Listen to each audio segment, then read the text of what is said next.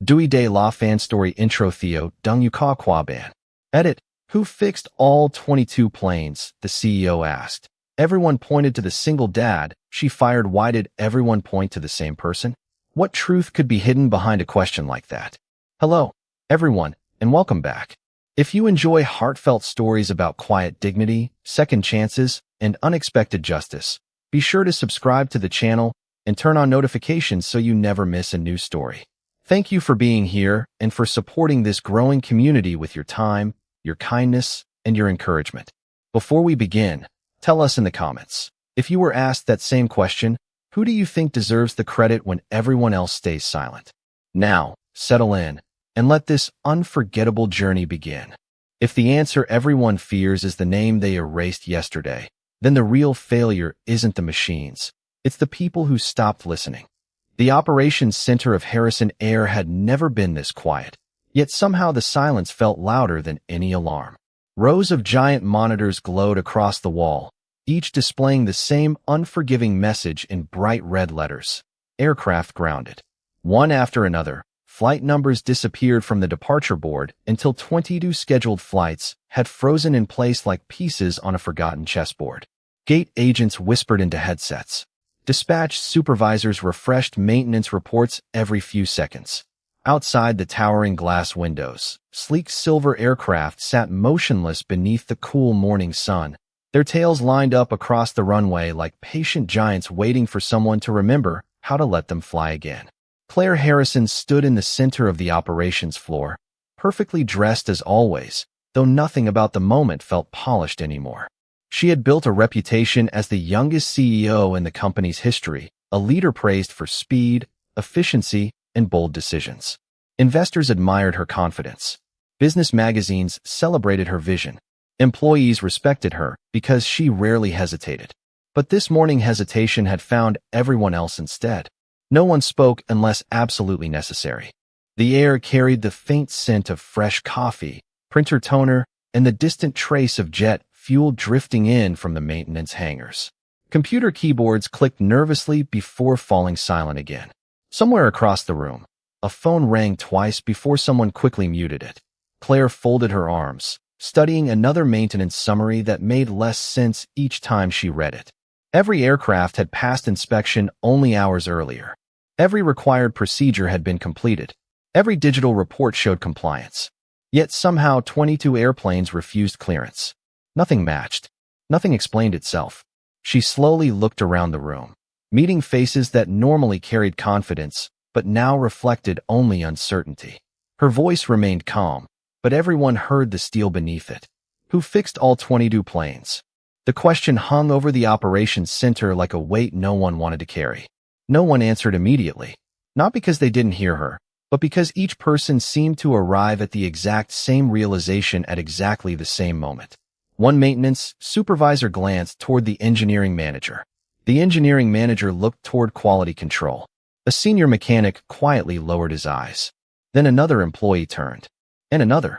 Without a single word being spoken, nearly every person in the room slowly looked toward the empty workstation near the far corner of the operations floor. The desk was already clean. The family photograph had disappeared. The old coffee mug with faded blue lettering was gone. Only a neatly stacked employee handbook remained beside an unplugged computer monitor.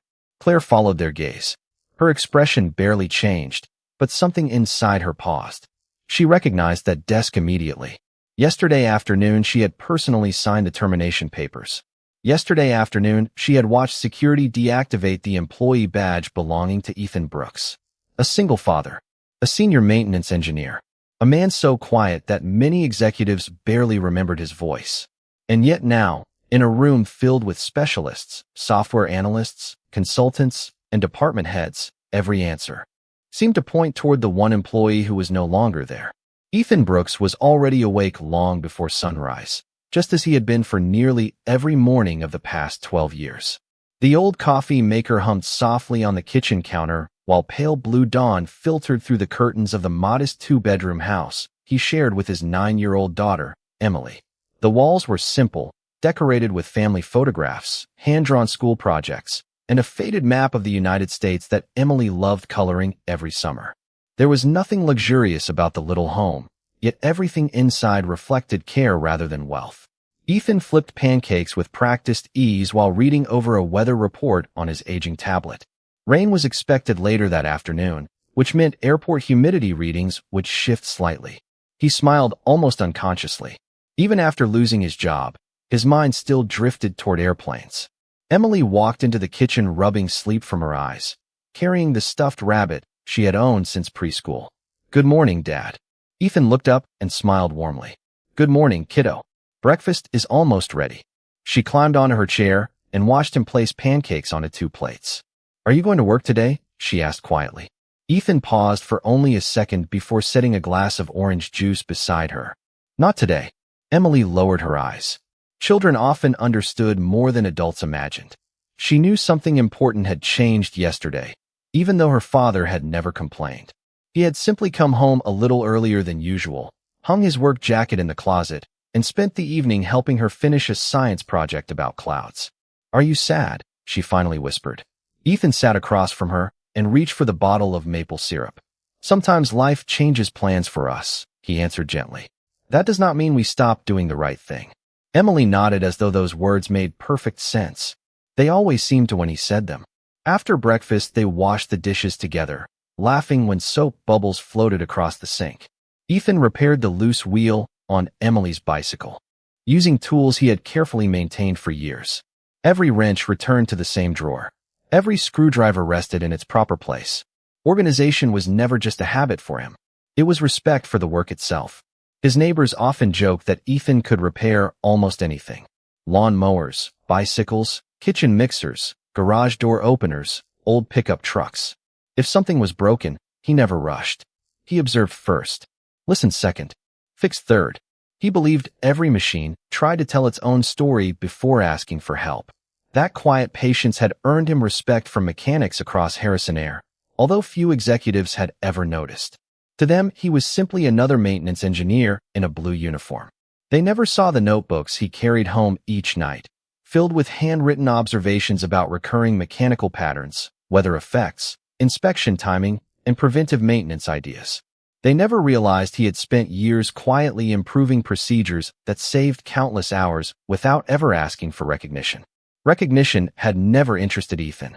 Safe flights did. Families arriving home did. Children running into their grandparents' arms at crowded airports did. Those moments mattered more than applause. As Emily rode slow circles along the driveway, Ethan looked toward the clear morning sky where a distant passenger jet crossed high above the neighborhood, leaving a thin white trail behind it. He smiled faintly, unaware that across the city dozens of people were staring at an empty desk and wondering whether the quiet man they had overlooked had been carrying far more than a toolbox all along. The empty workstation remained untouched while memories from the previous afternoon settled heavily over everyone who had stood inside the executive conference room. Claire Harrison had believed she was making the responsible decision. Harrison Air had just invested millions of dollars in a new predictive maintenance platform, one that promised to automate inspections, reduce labor costs, and eliminate what consultants called unnecessary human judgment. Charts filled the presentation screens. Financial projections looked impressive. Board members nodded with quiet approval. Efficiency had become the language everyone wanted to hear. Ethan Brooks sat near the end of the long conference table, wearing his usual blue maintenance uniform instead of a tailored suit. His notebook rested beside a paper cup of black coffee, its pages filled with handwritten observations collected over years of walking every hangar floor before sunrise. Claire turned toward him with professional confidence. "Our new system will standardize every inspection across the fleet," she explained. "The future belongs to consistency, not individual experience." Ethan listened without interrupting. Only after the presentation ended did he slowly open his notebook. "The software is impressive," he said calmly, "but it cannot hear a hydraulic pump that sounds different before the sensors notice. It cannot recognize the smell of overheated insulation. It cannot feel a vibration through a maintenance ladder." Several executives exchanged amused smiles. One consultant adjusted his glasses before replying. "That is exactly why automation exists, Mr. Brooks. To remove subjective opinions." Ethan remained composed. "Experience is not an opinion," he answered. It is data collected by people before computers knew what questions to ask. The room fell quiet for only a moment before someone cleared a throat. Claire folded her hands together. We appreciate your years of service, but this company cannot keep operating around methods that depend on one person's instincts. Ethan looked directly at her, neither defensive nor offended. Then please give the people on the hangar floor enough time to compare the new procedures with the old ones. Let them verify every step before replacing what already works. A board member shook his head. That delays implementation. Another executive added, and delays cost money. Claire slowly stood. We have already made our decision. She slid a folder across the polished table. The termination documents rested neatly inside. Your position has been eliminated as part of our operational restructuring. No one celebrated. No one applauded. The silence carried far more weight than words. Ethan closed his notebook, placing the pencil carefully inside before standing. He signed the paperwork without argument. Then he removed his employee identification badge and set it gently on the table. I hope the company succeeds, he said sincerely. The passengers deserve that much. Claire studied him, almost expecting anger, disappointment, or negotiation. Instead, she found only quiet dignity. As Ethan reached the conference room door, one younger engineer hurried after him into the hallway. Mr. Brooks, he whispered nervously. What about the inspection cross-check you built for the fleet? Ethan offered a small smile. Everything you need has already been documented. Just remember something. The young engineer nodded. Ethan looked back once toward the conference room before speaking softly. Never let speed become more important than understanding. Then he walked away carrying only his worn lunchbox, his notebook, and the same quiet humility that had followed him through every hangar for more than 2 decades. Behind him, no one realized they had just watched the last person leave who understood not only how the airplanes worked, but why they sometimes whispered for help long before they ever failed. Back at Harrison Air, the morning slipped away one delayed departure at a time until the entire airport seemed to lose its rhythm. Digital departure boards filled with yellow warning notices, then red cancellation alerts. Families gathered near service counters searching for answers. Business travelers refreshed airline applications on their phones. Children pressed their hands against the terminal windows, watching perfectly good airplanes remain motionless under the bright summer sky. Inside the maintenance hangar, dozens of technicians moved quickly from one aircraft to another, laptops connected to diagnostic ports while scanners searched through thousands of system records. Every report seemed to end the same way. No confirmed mechanical failure. No damaged components. No obvious safety defect. Yet every aircraft continued rejecting operational clearance. The confusion spread faster than anyone could explain it. Claire Harrison walked through the hangar, surrounded by department directors, but no one offered the confidence they usually displayed during executive meetings. The familiar sounds of impact wrenches and rolling tool carts had been replaced by quiet conversations and uncertain expressions. A senior avionics specialist shook his head after another inspection. The flight control systems are normal. Another mechanic stepped forward holding a tablet. Hydraulic pressure checks are all within limits. A third engineer added, engines passed every required test. Claire looked from one report to another. Then why are 22 airplanes still grounded? No one answered. Instead, another notification appeared across every maintenance monitor. Fleet inspection synchronization error. The message made little sense. The company had invested heavily in the upgraded inspection platform specifically to prevent confusion like this. Yet the software insisted something was incomplete while refusing to identify what was actually missing. Teams restarted the system. They verified maintenance logs. They repeated inspections already completed earlier that morning. Every attempt produced the same result. Hours passed. Pressure continued building. Financial analysts began calculating losses by the minute. News helicopters circled outside the airport. Local television stations interrupted regular programming to report significant delays affecting thousands of travelers across multiple cities. Investors started calling the executive offices asking for explanations that nobody could provide. Claire remained remarkably composed on the outside, but the growing silence around her became impossible to ignore. She requested an emergency meeting with every available engineering supervisor.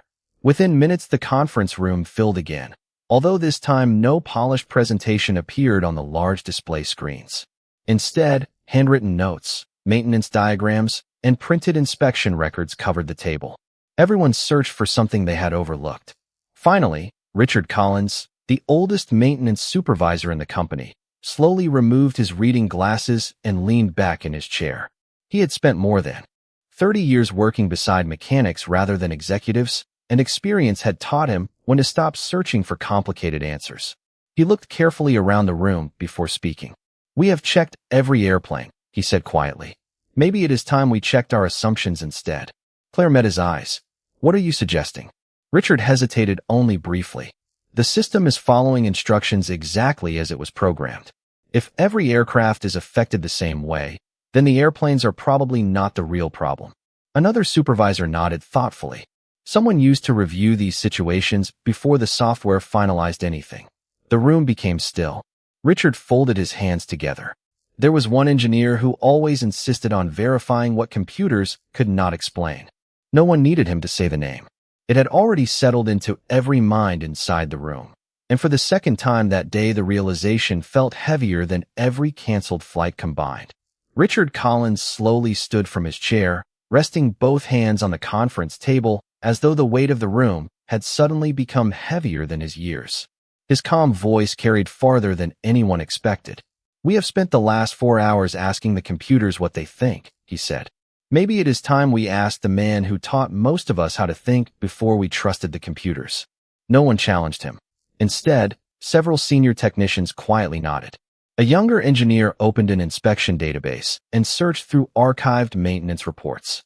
Ethan Brooks's name appeared again and again beside handwritten review notes, preventive recommendations, and detailed observations that had quietly prevented countless operational delays over the years. Another supervisor opened an older training manual. The procedures everyone still relied on had been written by committees, but the handwritten margin notes that explained why each step mattered all traced back to Ethan. Claire remained silent as realization slowly replaced confidence. She had studied performance reports, financial summaries, and consulting presentations, yet she had never truly examined the person behind them. One by one, department managers began making phone calls. They contacted software vendors, aircraft manufacturers, independent maintenance consultants, even retired engineers who had spent decades in commercial aviation. Every conversation ended almost the same way. The software appeared to be functioning correctly. The aircraft systems showed no confirmed defects. The maintenance records looked complete. Yet no one could explain why every airplane refused operational release. Finally, one veteran consultant paused after reviewing the digital reports and asked a simple question. "Who maintained your inspection philosophy before this software was installed?" The room became quiet once more. Richard answered honestly. "Ethan Brooks." The consultant gave a slow sigh. "Then I suggest you find Mr. Brooks before you continue looking for another explanation." Claire thanked him and ended the call. She walked toward the large windows overlooking the motionless fleet. 22 airplanes remained parked exactly where they had been that morning. Each minute that passed meant disappointed passengers, growing financial losses, and damaged trust. Yet none of those concerns weighed on her as heavily as the memory of Ethan quietly placing his employee badge on the conference table without a single complaint. She remembered his final words with uncomfortable clarity. Never let speed become more important than understanding. At the time, they had sounded old-fashioned. Now they sounded like wisdom she had been too impatient to hear. Richard stepped beside her without speaking for several moments. "He never wanted recognition," he finally said. "Most people assumed he lacked ambition." Claire looked toward the distant maintenance hangars. "Did I make a mistake?" Richard answered with gentle honesty rather than accusation. "You believed experience could be replaced because it was difficult to measure. The trouble is that some of the most valuable knowledge never appears on a spreadsheet." Claire lowered her eyes. Around her, executives waited for another decisive order, but certainty no longer came easily. For the first time in years, she admitted something she rarely allowed herself to feel. She did not know what to do next. Then the operations director entered the room carrying a printed personnel file. He placed it carefully on the table before Claire. Attached to the final page was Ethan's home address, emergency contact information, and a note indicating that no company property remained outstanding. Claire stared at the file for several long seconds before quietly picking it up. "Prepare a vehicle," she said. "I am going to speak with Mr. Brooks myself." No one celebrated the decision. No one questioned it. They simply watched their chief executive walk toward the exit with slower steps than she had taken the day before, because sometimes the longest journey begins not across a city, but across the distance between pride and humility. Claire Harrison expected to find frustration behind Ethan Brooks's front door. She expected sharp words, a closed conversation, or perhaps no answer at all. Instead, she found the quiet rhythm of an ordinary afternoon. Emily laughed as she rode slow circles along the driveway on the bicycle Ethan had repaired only an hour earlier. A small radio near the garage played soft country music while a gentle breeze carried the scent of freshly cut grass through the neighborhood. Ethan knelt beside an old wooden workbench, carefully restoring a neighbor's portable generator one bolt at a time. He looked up when the dark company sedan stopped at the curb. His expression showed surprise, but not resentment. He wiped his hands on a clean shop towel before walking toward the front gate. "Good afternoon, Miss Harrison," he said politely. "Is everything all right?" Claire suddenly realized she had rehearsed several speeches during the drive across town, yet none of them seemed appropriate anymore. She glanced toward Emily, who waved cheerfully before returning to her bicycle. The peaceful scene made the crisis at the airport feel strangely distant. "May we talk?" Claire asked quietly. Ethan opened the gate without hesitation. Of course. They sat on two simple wooden chairs beneath the shade of a large maple tree. For several moments, neither spoke. Birds sang somewhere above. Then while wind stirred the leaves overhead. Finally, Claire took a slow breath. "We have 22 aircraft that cannot return to service. Every inspection appears correct. Every system reports normal. No one understands why." Ethan listened without interrupting. He did not rush to answer. Instead, he asked only one question. "When did the problem begin?" Claire looked surprised by the simplicity of it. "Early this morning." Ethan nodded thoughtfully. "And what changed yesterday?" Claire hesitated. "We completed the transition to the new inspection workflow." Ethan folded his hands together.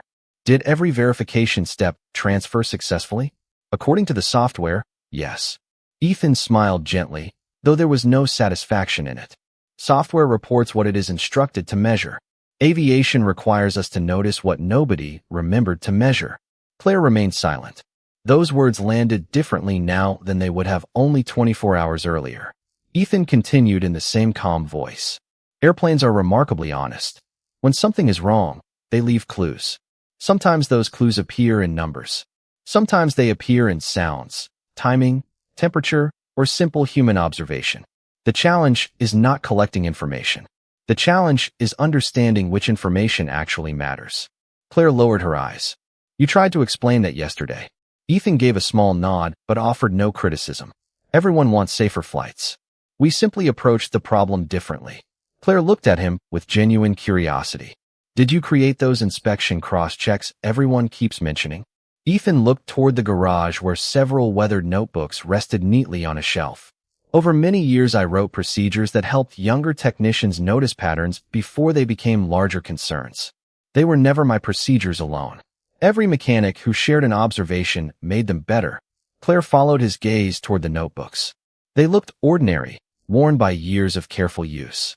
Yet she suddenly wondered how much of Harrison air quietly rested inside those handwritten pages. Emily coasted to a stop nearby and smiled at her. "Father, Dad always says machines tell the truth if people are patient enough to listen." Ethan smiled warmly at his daughter before looking back at Claire. "She remembers the important lessons better than I do sometimes." Claire felt something shift inside her, because for the first time she understood that the company's greatest asset had never been hidden inside expensive technology. It had been sitting beneath a maple tree, sharing pancakes with his daughter, and fixing a neighbor's generator without expecting anyone to notice. Ethan looked toward Emily before turning back to Claire. "Would you mind giving me about 15 minutes?" he asked. "I promised my daughter I would finish helping our neighbor before dinner." Claire nodded immediately. "Take all the time you need." There was no impatience in her voice anymore. She simply watched as Ethan tightened the final bolt on the portable generator, tested the engine, and smiled when it started on the first pull. He handed it back to the grateful neighbor with the same quiet kindness he had always shown, accepting nothing more than a sincere thank you. Only then did he retrieve his worn maintenance notebook and place it carefully inside an old canvas bag. Emily hugged him before he left. "Will you be home for dinner?" she asked. Ethan gently brushed a strand of hair away from her face. "I will do my best." She smiled. "You always do." The drive back to Harrison Air passed mostly in silence. Claire expected questions, complaints, or conditions, but Ethan spent much of the trip looking out the passenger window as afternoon sunlight reflected across office buildings and passing traffic. When they arrived, word spread through the maintenance hangar long before the company's sedan reached the main entrance. Mechanics quietly stepped aside. Engineers stopped typing.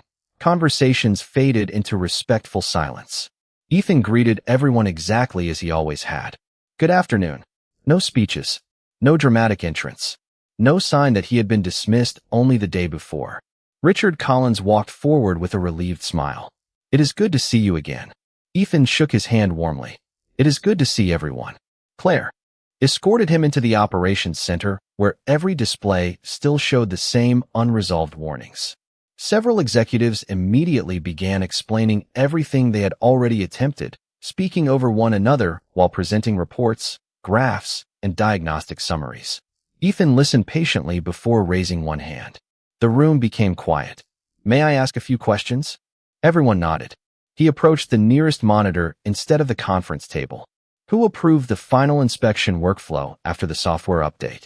One manager answered. "Quality assurance signed off." Ethan nodded.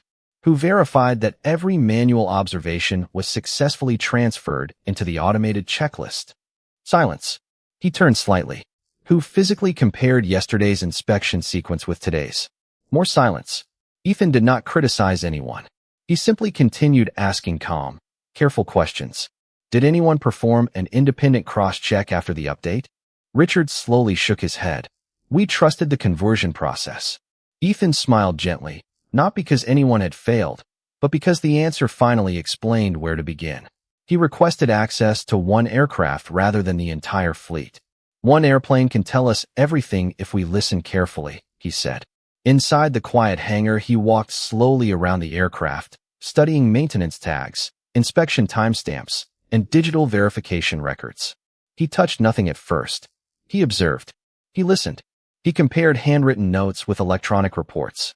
After only a few minutes, he noticed a small difference hidden deep within the inspection sequence. The new software had automatically reordered one mandatory verification, causing every completed inspection to appear incomplete even though the aircraft themselves remained fully airworthy. The airplanes had never been the problem. The process had been asking the wrong question.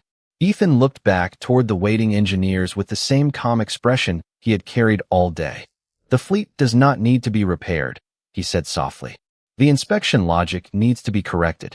A deep silence settled across the hangar as understanding slowly spread from one face to another, because in less than 15 quiet minutes the man they believed had become unnecessary had revealed what an entire organization had overlooked.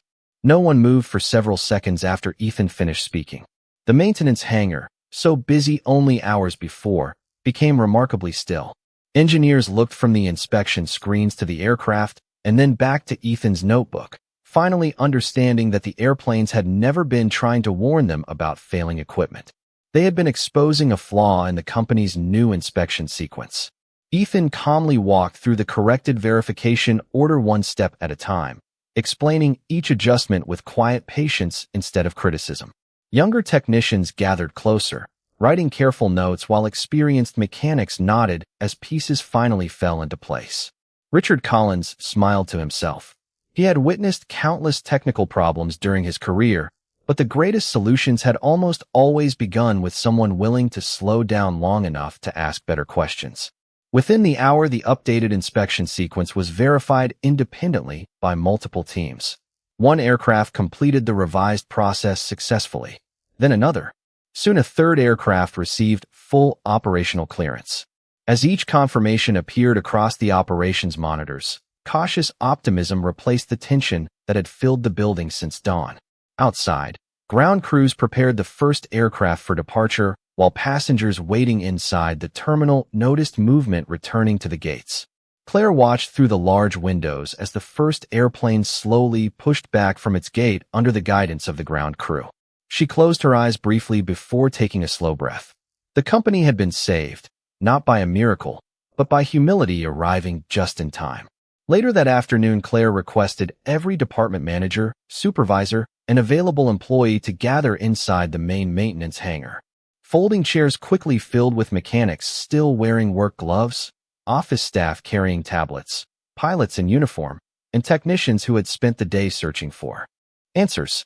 Ethan stood quietly near the back, clearly expecting to leave once everything returned to normal. Instead, Claire stepped to the front of the room without prepared notes or presentation slides. Her voice remained steady, but carried a sincerity many employees had never heard before.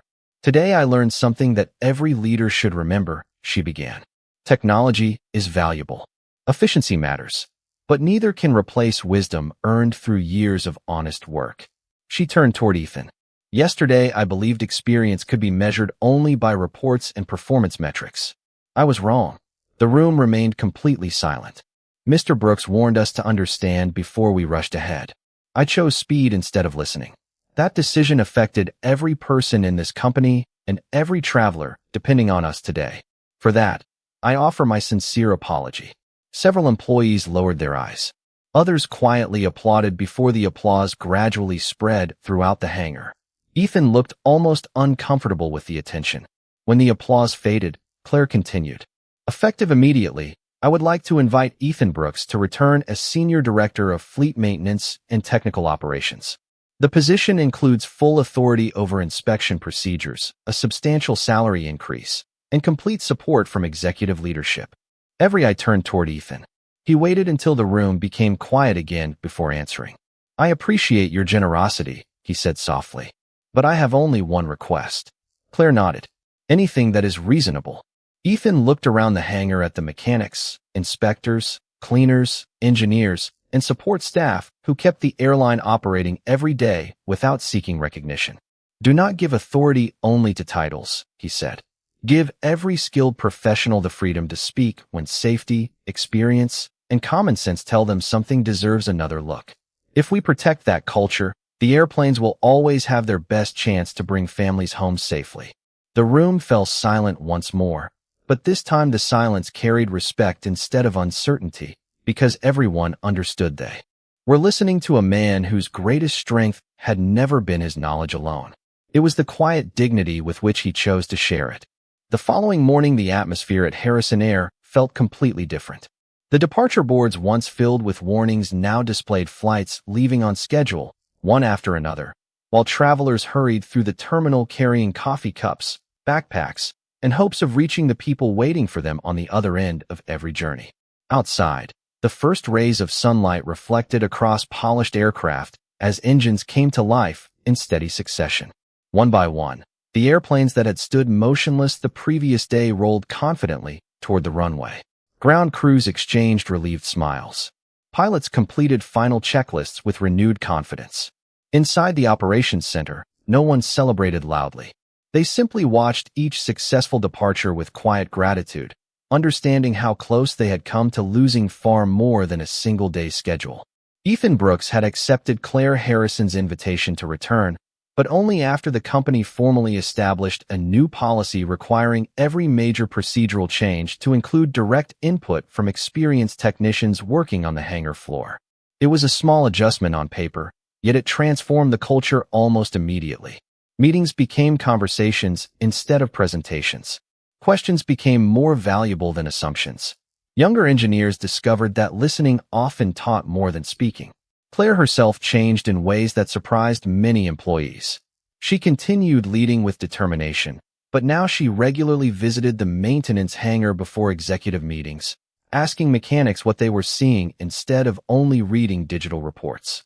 She carried a notebook of her own, writing observations by hand because she had learned that wisdom sometimes arrived quietly, far away from conference rooms and financial forecasts. Several weeks later, she stopped beside Ethan's workstation as he reviewed inspection records with a group of new technicians. "I owe you another thank you," she said. Ethan smiled gently without looking up. "From the documents. You already thanked me." Claire shook her head. Not for helping the airplanes. For helping me become a better leader. Ethan closed the notebook and looked toward the busy hangar where experienced mechanics patiently guided younger employees through careful inspections. Leadership is not about having every answer, he replied. It is about making sure the right voices are never ignored.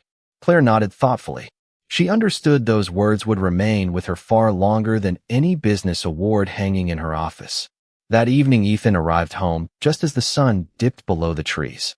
Emily ran across the front yard and wrapped her arms around him before he even reached the porch. "Did everything work?" she asked with bright, hopeful eyes. Ethan laughed softly. "Yes, everything worked." They sat together on the front steps watching another passenger jet cross the evening sky, its white navigation lights blinking steadily against the fading blue. Emily pointed upward with a smile. "Maybe someone on that airplane is going home to see their family." Ethan followed the aircraft until it disappeared into the distance. "I hope so," he answered quietly. "That is always the goal." The evening breeze rustled through the maple tree while the neighborhood settled into peaceful silence. There were no reporters waiting outside. No dramatic speeches. No trophies. Only a father sharing a simple moment with his daughter after an ordinary day made meaningful by quiet choices. Sometimes the strongest people are not the loudest in the room. They are the ones who continue doing what is right even after no one notices. Because dignity does not ask for applause. Wisdom does not compete for attention. And true respect is earned in the silent moments when character quietly lifts everyone else higher.